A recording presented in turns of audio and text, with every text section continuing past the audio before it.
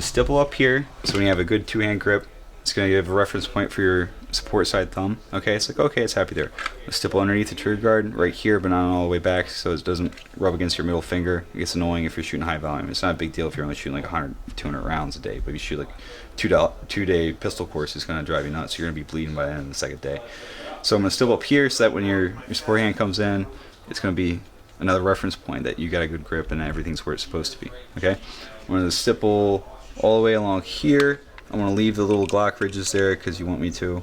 I'm not going to reduce your finger grooves at all because you apparently like them. I hate them. But I'm going to cut out a U shape here. It's going to be smooth and slightly recessed so that your thumb intuitively goes down into it, just kind of like how I have on my 1911 here. It makes it a little bit nicer for doing a speed reload. Then I'm going to leave the Glock logo alone. I'm going to stipple along here, along the back strap, all the way down where the mainspring housing would be if it was the 1911, and basically mirror image on the opposite side.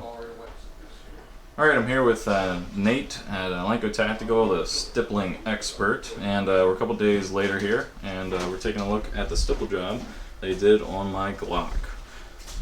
So, tell us what you did there, Nate. Alright, well you can see here with the flat dark earth Glock, it's a Gen 3. On the side of the flats of the grip here, there's not a whole lot of texture. Like Glock has their sad little attempt of putting some texture with it, but when your hands are covered in mud or blood or oil or anything, or maybe you're just scared and your hands are sweaty, you don't really get that good of a purchase on it. So something a lot of competition shooters have been doing for years now is actually taking and melding the frame, modifying the frame so you have more of the feel of skateboard tape or hockey tape on it, and it's just more grippy. So even if your hands are covered in anything slick, it's not going to slip out of your hand. You're going to be able to maintain a good dominant grip on the weapon, and it's just going to allow you to run the gun a little bit faster and more securely. So what I did was I have a couple different styles of stippling I can do. This is what I call my golf ball, or my my fine, less aggressive stippling I do on it. Right? There's other styles I can do where it's like more like checkered, or more like the Smith & Wesson MPW like wave style of checkering or stippling. But this seems to be the most popular. Most people like to go with this guy. Some guys having you remove the finger grooves because it doesn't really line up with their hand properly, or if they have gloves on, it's offset and now they're fighting their system because they have cold weather gear on. So some guys prefer it, some guys don't. I usually checker underneath the trigger guard here. And some guns, what I'll actually do is I'll relieve this further up, and then what I'll do is I'll put another little crescent cut here so that your support hand has a little valley, that your trigger finger, your support hand is going to just fall into that, and it's going to be basically trapped in there. We didn't do that for this gun. Maybe we'll mod it out in the future and change it out depending on how things go here. A lot of guys like it checkered up here. You don't need it checkered in this area here, but it just kind of flows, and it's more for aesthetics than anything. When your support hand comes up and you feel your thumb on that checkered surface as opposed to that slick surface, it's gonna let you know that you're indexed properly on the firearm. So that's a nice thing. It's the same thing as mirror image for if you're shooting as a lefty, or if you're a right-handed shooter, you're now shooting support side. So a lot of guys seem to like that.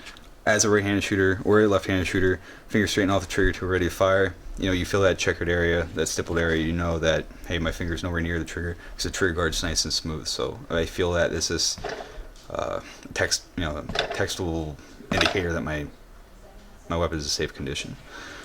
One thing I like to do, a lot of guys don't do when they do stippling jobs on their Glocks and M&Ps and XDs, is I like to relieve the magazine release area a little bit.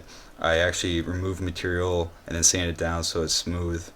You don't want to go too deep here because the Glock frame itself obviously isn't that thick of polymer, so it's really easy to screw up. In fact, stippling your own firearm period is pretty easy to screw up, just because you're basically taking a hot needle to polymer that's only a couple millimeters thick. So if you're a little overzealous, you're gonna burn a hole straight through this. But I've done a fair number of Glocks and Smith & Wessons over the years now.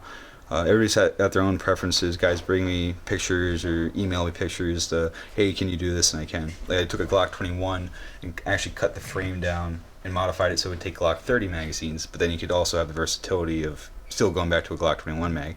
I've done that same mod to a Glock 17, so it would take 19 magazines and 17 mags than the Glock 22s. Some guys have a little thumbnail scallop out here, so if you get a stuck mag, it's easier to get a purchase on that magazine and tear that bad mag out or the empty mag. That's something that I do pretty often.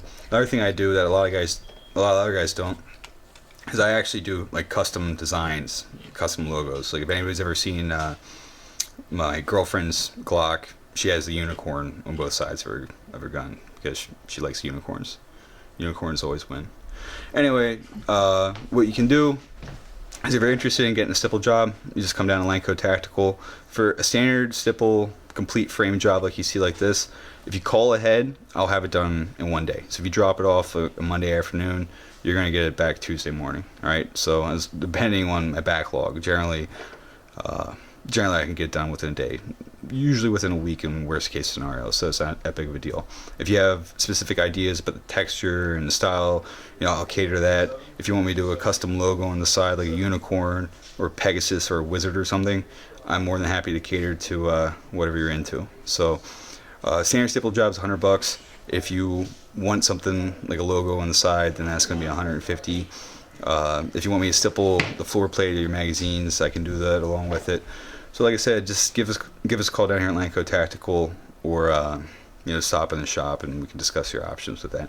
But most people, they're really happy with it. If you've never shot a Glock or a Smith & Wesson M&P with a stipple job, it's like night and day between that slick polymer, the factory gun, and that real aggressive, stipple that I do.